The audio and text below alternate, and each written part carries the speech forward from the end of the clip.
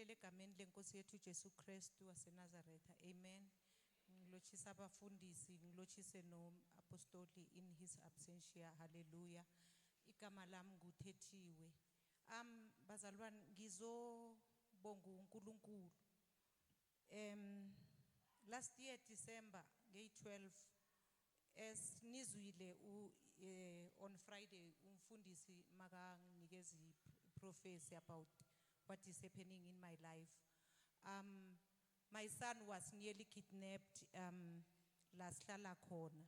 So there were people bebemlandela, bebemthole ehleli ngaphandle. So beba try ukumdonsa bayomfaka emotweni. Ngibonga uNkulunkulu ukuthi kuleso skameko leso uNkulunkulu wenza umusa ukuthi akwazi ukuthi apress remote avule igate angene la sihlala khona. Amen. So ngiyabonga ukuthi umprotectile from leyo incident yalelo langa. Hallelujah. So my second testimony again is to confirm again the prophecy of Apostol. On my side, I will confirm it ukuthi nami I know ukuthi there's something that is happening in that is cooking about my life, or there are people who are planning something on me. So the second prophecy umfundisi ayikhulumile izolo makathi yena there's death in my family.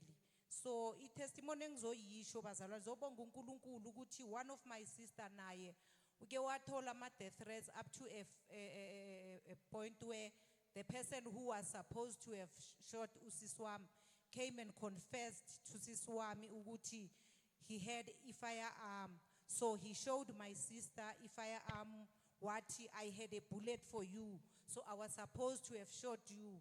So, but unfortunately, I couldn't shoot you. So ngizobonga uNkulunkulu ngalokho ukuthi uNkulunkulu ukhulumile ngomprofeti. Sengiyabonga nokuthi esumprofeti sekayibonile angeke kusenzeka lutho kilo. Siyabonga kakhulu bazalwane. Amen.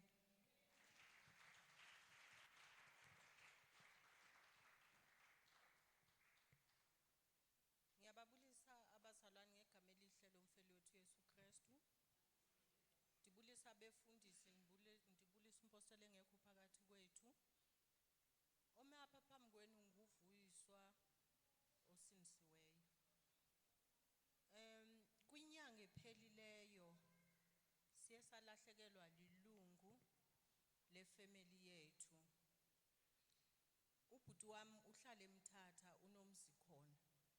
But umntwana wakhe ona 32 years uthe apha ekuhlaleni soloko efona wathi mina mhlanje sifa ndifuna ukuyongcwatyela ekhaya, of which kusekhaya kwamakhulu. So ekhaya bekunesiphithiphithi esikhulu kangangoba okay usawuzomngcwabela apha asoze sizivule izindlu. Ningawe amajina umngcwabo onjalo ubuzawuba njani. Umthandazo wami ubumile usithi bawo khawuke uthobe uxolo phakathi kwale family. Bentingumuntu ozawuhamba ngolwesithathu ukuyolungiselela lo mngcwabo kodwa I had to go ngeMonday ndiyongenelela kulonto. Sendifikile akho kwamuntu eyewathetha nto. Ndibonga nje uba uye wagalela uxolo noba belingekho uxolo kodwa kuye kwabakho ukuthula. Danyanzelisa even though bezitshixiwe nyani izindlu. Danyanzelisa ndathi zonke izindlu zizawuvulwa savulwa. Kwangcwatywa umngcwabo wafana nomnye. Ndibonga nje uba uye wangenelela apho. Thereafter dawabona amandla akhe kuba kuye kwathethwa kwaxolelwana ndiyazi into ibibangwa. Kodwa kuye kwathethwa nomnye wakhupha engaphakathi kuye nomnye wakhupha engaphakathi kuyo. At the end ke kwane peace. Ndibonga lo peace uba wayenzileyo wayigalela phakathi kwelokhaya. 2 weeks ago unyana wami uye wafumana i accident. Ebeyithe Uthenge ngo-January imoto. Sa-rejoice ke sibulela kuba uba uthenga imoto entsha. Kodwa in a short period of time ube ne-accident eziyi-5. Le eya Saturday last week ibinzima ngendlela yoba siyazibuza namhlanje